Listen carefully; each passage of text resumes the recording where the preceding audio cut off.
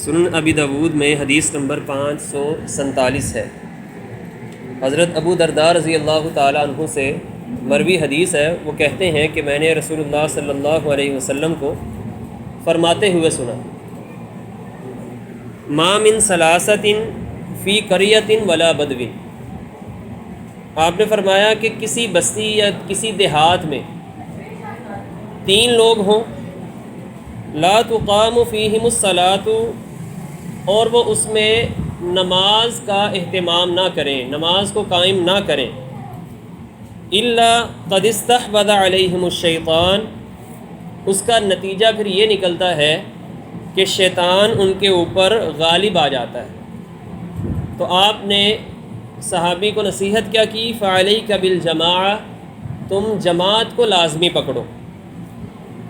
کیونکہ فإنما یأکل الذئب القاسیہ، بھیڑیا ریور سے الگ ہونے والی بکری کو کھا جاتا ہے۔ یہ حدیث بنیادی طور پر نماز با جماعت کی فضیلت کے حوالے سے ہے۔ نبی کریم صلی اللہ علیہ وسلم کا جو طریقہ کار رہا ہے صحابہ کی تربیت کا، آپ نے نماز کو علیحدہ ادا کرنے کی طرف ترغیب نہ ہی دلائی ہے اور نہ ہی اس کی اجازت دی ہے۔ قرآن مجید میں بھی اللہ تعالیٰ نے ارشاد فرمایا نا کہ نماز قائم کرو، تو ساتھ فرمایا رکوع کرنے والوں کے ساتھ رکوع کرو۔ تو اس کا معنی اہل علم نے یہی بیان کیا ہے کہ نماز جو اللہ تعالیٰ نے مردوں پر فرض کی ہے، اس کو جماعت کے ساتھ ادا کیا جائے۔ یہ ہے مسجد کی اہمیت، اور مسجد کو بنیادی طور پر جو ایک مرکز بنایا گیا ہے مسلمانوں کے لیے، وہ اسی وجہ سے ہے کہ مسلمان باہم ایک جماعت کے اندر ایک جماعت کی صورت اختیار کرے اور ان کے اندر اتحاد اور اتفاق ہو۔ اسی طریقے سے ایک اور حدیث ہے جس میں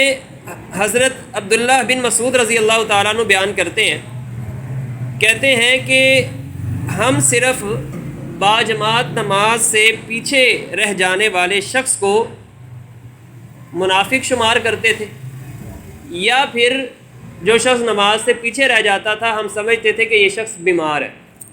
صرف ان 2 اشخاص، بلکہ وہ کہتے ہیں کہ حتیٰ کہ اگر کوئی شخص بیمار بھی ہوتا نا، تو وہ بھی 2 آدمیوں کے سہارے سے چل کر اگر مسجد میں آ سکتا تو وہ مسجد میں آنے کی کوشش کیا کرتا تھا۔ پھر انہوں نے فرمایا کہ رسول اللہ صلی اللہ علیہ وسلم نے ہمیں ہدایت کی تھی کہ یہ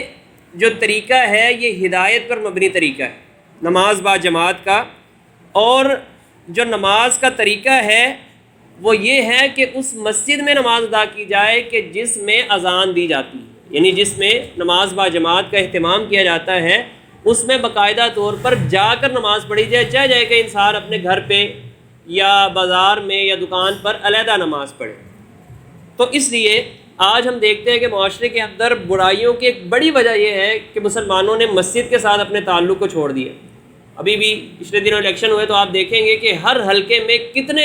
لاکھوں کی تعداد میں افراد رہ رہے ہیں، ٹھیک ہے، لیکن اگر ہم مسجدوں میں دیکھیں تو وہ لوگ آنے والے وہ سینکڑوں کی تعداد میں بھی نہیں ہیں۔ پھر یہی بنیادی وجہ ہے کہ جب لوگ مسجد کے ساتھ اپنے تعلق کو توڑ لیتے ہیں پھر ان کے اندر خرابیاں پیدا ہوتی ہیں۔ آج آپ دیکھ لیں اولاد کی والدین کی نافرمانی کرنا،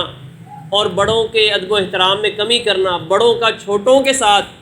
شفقت کا رویہ نہ اپنانا، اور حقوق العباد میں کوتاہی، جھوٹ، اسی طریقے سے معاشرے کے اندر نشہ منشیات کا عام ہونا، یہ ساری کی ساری چیزیں وہ برائیاں ہیں کہ جس کے اندر بڑا کردار یہ اس بات کا ہے کہ مسلمانوں نے مسجد کے ساتھ اپنے تعلق کو توڑ لیا ہے۔ اور آپ دیکھ لیجئے نبی صلی اللہ علیہ وسلم کے ایک صحابی ہیں عبداللہ بن ام مکتوم رضی اللہ تعالیٰ عنہ، یہ وہ صحابی ہیں کہ جو نابینا تھے، اور ان کے متعلق ان کے حق میں اللہ تعالیٰ نے قرآن مجید بھی نازل کیا تھا۔ انہوں نے نبی کریم صلی اللہ علیہ وسلم سے اجازت مانگی کہ مجھے آپ اجازت دیں میں گھر پہ نماز پڑھ لوں۔ کیوں پڑھ لوں؟ ایک تو میں دیکھ نہیں سکتا، دوسرا یہ ہے کہ مجھے کوئی لانے والا نہیں ہے مسجد تک، میرا گھر بھی مسجد سے دور ہے،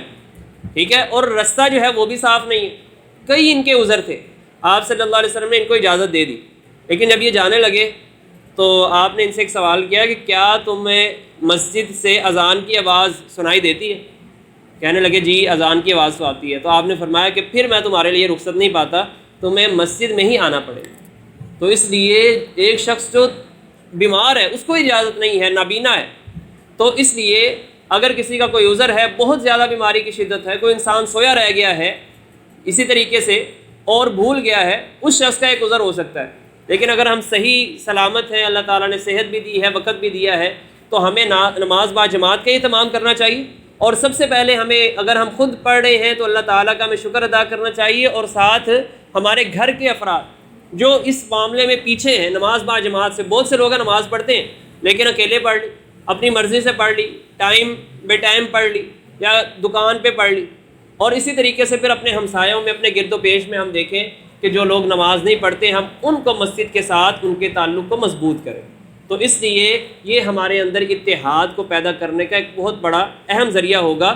تو اللہ تعالیٰ نے جنگ کی حالت میں بھی اس بات کی اجازت نہیں دی، جنگ ہو رہی ہے تو احکامات کیا ہیں کہ ایک گروہ نبی کریم صلی اللہ علیہ وسلم کے ساتھ نماز پڑھے، دوسرا دشمن کے مقابلے میں کھڑے ہو،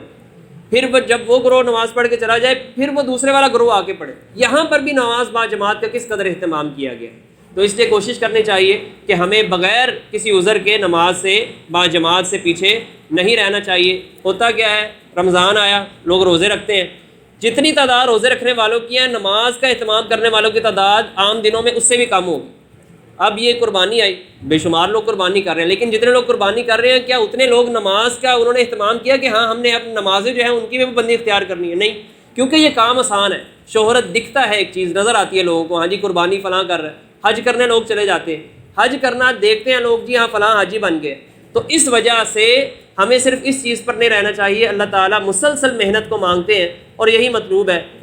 قبر کے اندر بھی اگر انسان سوالوں کے صحیح جواب وہی دے سکے گا کہ جو صحیح معنوں میں اپنی زندگی اس کے مطابق گزار کر آیا۔ تو اس لیے ہمیں اس حوالے سے بھرپور کوشش کرنی چاہیے، اور اپنی اولادوں کو، اپنے رشتہ داروں کو جو ہمارے ماتحت ہیں، ہمارے قرب و جوار میں، ان کو بھی مسجد کے ساتھ ان کے تعلق کو جوڑنا چاہیے۔ اللہ تعالی ہمیں سنت کے مطابق عمل کرنے کی توفیق عطا فرما دے۔ وآخر دعوانا ان الحمد للہ رب العالمین۔